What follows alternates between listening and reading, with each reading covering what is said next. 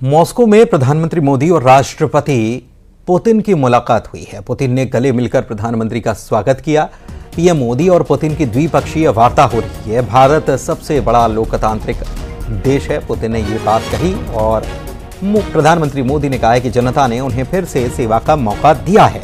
Putin ने PM के सम्मान में रात्रि भोज का भी आयोजन कर रखा है।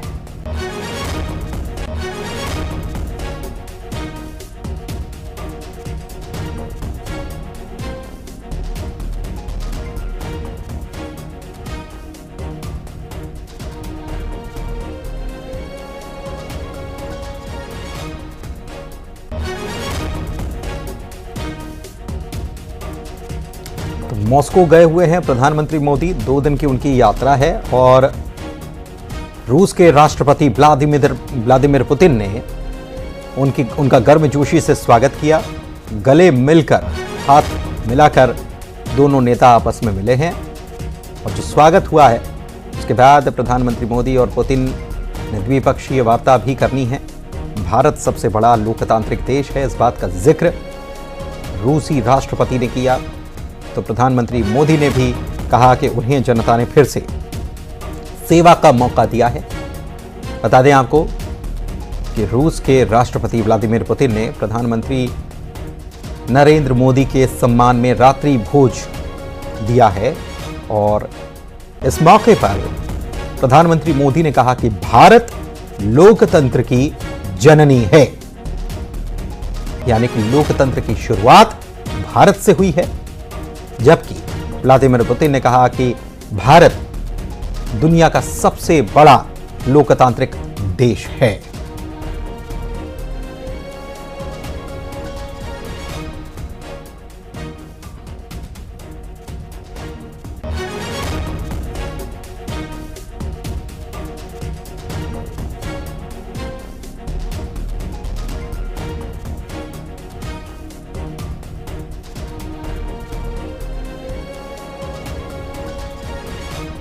दो दिनों की यात्रा पर प्रधानमंत्री गए हुए हैं।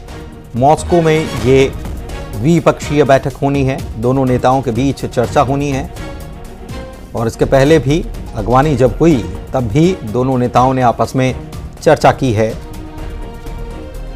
और बेहद खास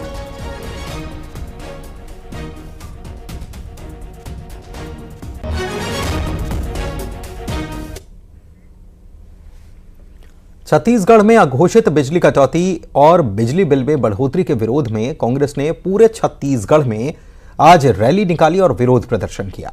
रायपुर, गरियाबंद, मनेन्द्रगढ़ और राजनांदगांव में भी रैली निकालकर कांग्रेस के कार्यकर्ताओं ने विरोध प्रदर्शन किया, विरोध जताया। साथ ही बिजली बिल आधा योजना लागू करने की मांग भी की और मांग नहीं पूरी होने पर आने वाले दिनों में उग्र आंदोलन की चेतावनी दी। कांग्रेस के इस प्रदर्शन में पूर्व सीएम भूपेश बघेल समेत छत्तीसगढ़ कांग्रेस के तमाम बड़े नेता मौजूद थे। पूरे छत्तीसगढ़ प्रदेश में ब्लॉक मुख्यालय, जिला मुख्यालय या फिर छोटे शहर या बड़े शहरों, हर जिला मुख्यालयों में हम भारतीय जनता पार्टी सरकार की नाकामी को लेकर जिस तरह से बिजली बिल में बढ़ोतरी और हमारी सरकार, कांग्रेस की सरकार में बिजली बिल ऑफ योजना थी उसको बंद करना और बिजली की कटौती और आंख मिचौली को लेकर एक दिवसीय धरना प्रदर्शन का आयोजन रखा गया ताकि इस सरकार की नाकामी और विफलता को जनता तक हम पहुंचा सके। रायपुर में कांग्रेस के प्रदर्शन के दौरान मजेदार वाकया भी नजर आया। कांग्रेस ने बिजली बिल में इजाफे को लेकर विरोध प्रदर्शन किया था। इस दौरान पंडाल में प्रतीक के तौर पर लालटेन टांगी गई थी। कार्यक्रम के समापन पर शामिल हुए लोगों को लालटेन इस कदर भाया कि इसे लूटने के लिए होड़ ही मच गई। लोग लालटेन को हासिल करने के लिए उछल कूद करते हुए भी नजर आए। कुछ भाग्यशाली लोगों के हाथ ये लालटेन लग भी गई। कांग्रेस ने राजीव चौक पर यह प्रदर्शन किया था और इस दौरान यह मजेदार वाकया पेश आया। लेकिन इसका दूसरा अगर पहलू देखा जाए तो लोग इस लालटेन का क्या करेंगे और क्यों ये लालटेन लूटने की होड़ मची, इसे भी समझने की जरूरत है।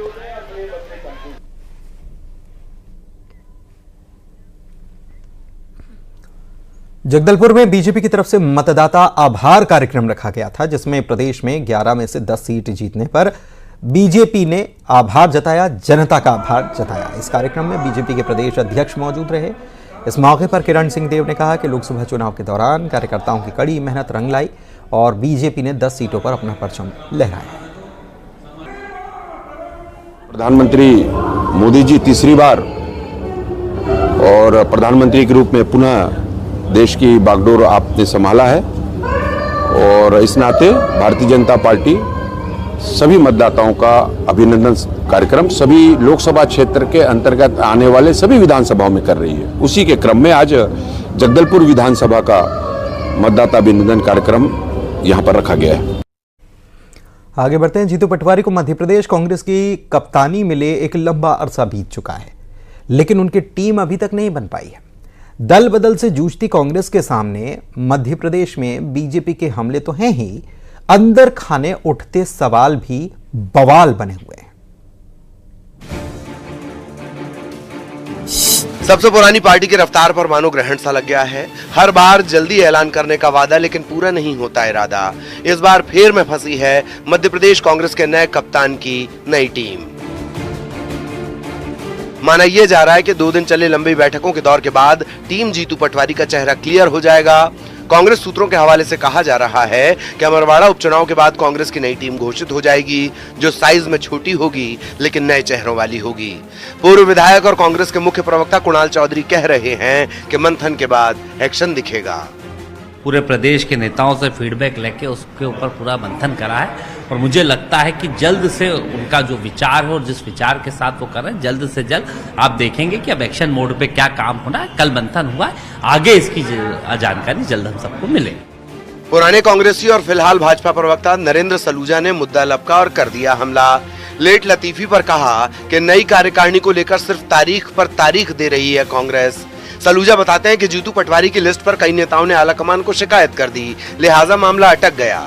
सलूजा ये भी बता रहे हैं कि इसने रायता ढोल दिया।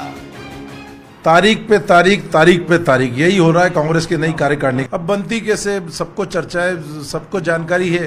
जीतू पटवारी अकेले गाए बगाए उन्होंने कार्यकारिणी बना ली थी, दिल्ली भेज भी दी अनुमोदन के लिए, घोषित करने के लिए। लेकिन जब नाम देखे गए तो सभी नेताओं के, वरिष्ठ नेताओं के समर्थक के नाम नदारद तेरा मेरा करके खुद के सारे जूनियर समर्थक जो गली मोहल्ले के लायक हैं उनको प्रदेश कार्यकारिणी में ले लिया। बड़े नेताओं को जानकारी लगी तो सबने रायता मिलकर ढोल दिया। मध्य प्रदेश कांग्रेस के प्रभारी बाबा जितेंद्र सिंह ने 2 हफ्ते में कार्यकारिणी के ऐलान की बात कही है। इससे पहले कांग्रेस ने कोऑर्डिनेशन और कैडर को मजबूत करने के लिए 7 अलग अलग समितियां बना दी और बड़े नेताओं को कमान दे दी गई। कांग्रेस के दावे से इतर जानकार कह रहे हैं कि कांग्रेस की ये पुरानी रीत है, तारीख पर तारीख है। और इस सारी कवायद के बीच दल बदल का नासूर शक्ल बदल बदल कर उठता है। भला हो शेरो शायरी और कहावतें कि जख्म पर मरहम लग जाता है। देखिए, एक कहावत है, सत्ता भोगे परदेसी, घर का व्यक्ति सूखी रोटी खाए, हाय रे राजनीति दल बदलू मौज मनाए। कांग्रेस के लिए अब सामने सिटी सरकार का चुनाव है। बीजेपी लोकसभा हारे बूथों पर ध्यान लगा रही है और कांग्रेस अभी कप्तान की नई टीम तक नहीं बता पा रही है। बाकी सियासत जारी है। वासु चौरे, न्यूज़ 18, भोपाल।